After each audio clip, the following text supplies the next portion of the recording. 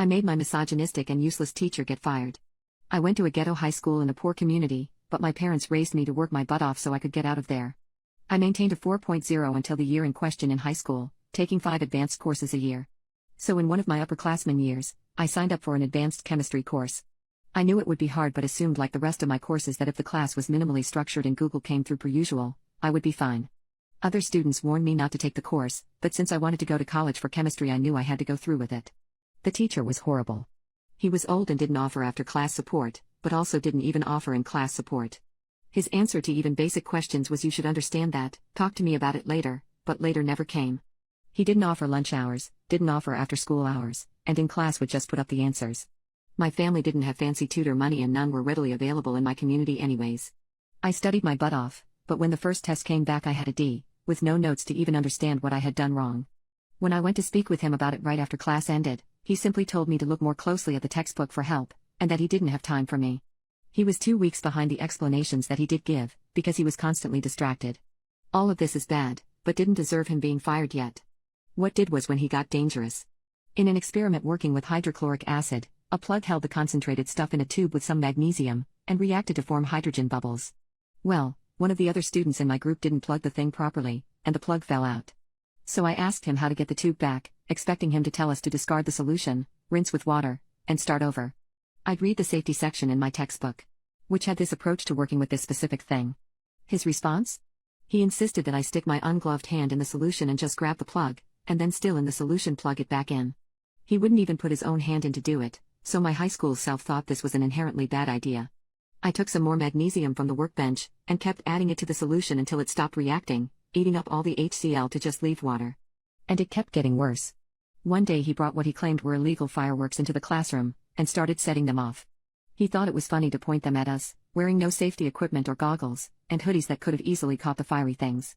He frequently would leave the room while a group of high school kids were playing with Bunsen burners and caustic chemicals. So in combination with the total lack of education I was getting, I didn't feel safe. Did I mention he was misogynistic too? All of the boys got A's on tests with no explanations. He even lost one of the other boys' tests, and straight up said in front of me and the rest of the class that we would just give him an A, assuming that he had done well. Later on I had asked the other student for help understanding something, and even he didn't know what was going on in the course, so I knew it was just bullcrap. Every other girl I asked was getting the same inexplicable grades as I was. This wasn't unusual on its own either, as I lived in a very conservative area and had several misogynistic teachers. Just usually they'd at least still grade fairly. Last contextual thing, my high school teachers' union had negotiated for tenure. After coming to college, I've learned that this is a very unusual thing, and in retrospect it's an idiotic thing. This chemistry teacher was tenured, which meant that there was basically no way to fire him. Honestly, I felt bad for the bitter old man, because after a botched surgery, he was constantly in pain. He was still teaching because he refused to retire, and he had a son going through college that he needed to pay for. But at a certain point, this was affecting my chances of getting into college. I wasn't about to let one man's issues affect prospects for the rest of my life.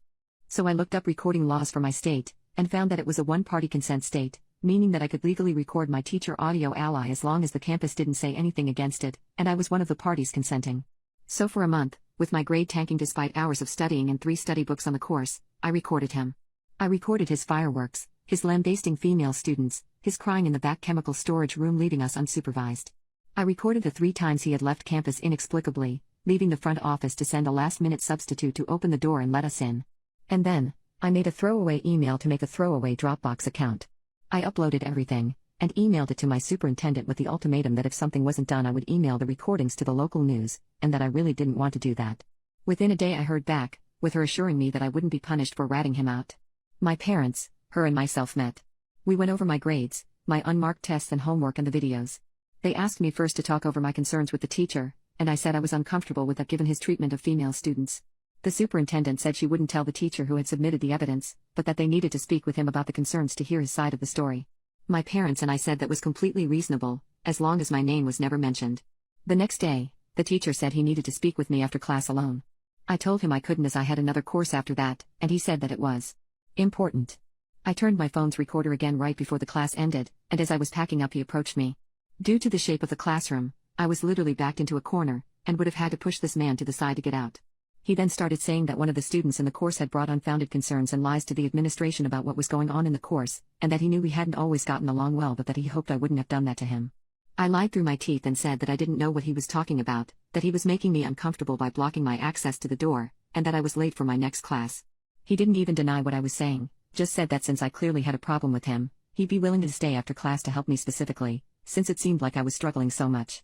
After that I told him I really needed to get to my next course, but he would not move, forcing me to try to squeeze and push past him. I emailed the superintendent that recording during my next course, and CC'd my parents. My parents were furious. The superintendent was mad too because while my parents were poor they dressed up nicely. My mom was an expert in bluffing about getting a lawyer that we totally couldn't afford, so a liability lawsuit was probably ringing through the lady's mind. Since the district couldn't fire him, he was put on immediate permanent medical leave. While the district was still paying his full pay, they gave us one unqualified substitute after another. 2 months before the national exam for the course, they gave us a female teacher that they had pulled out of retirement, but that had actually taught the advanced chemistry course for years. She was a godsend, and even held 8-hour Saturday classes so that we could catch up with the curriculum at least enough to pass the class. In those 2 months, we covered just enough of the test material that our class had a 50% pass rate. According to my upperclassmen friends, this was a lot higher than it had been for their years, with less than 10% of the class passing. The superintendent also wrote me a thank you college recommendation letter, partially to keep me quiet and partially because they had been trying to get rid of this guy for years. My little sister took this course a couple of years after me, and said that the new teacher was competent, and they were still at that 50% pass rate.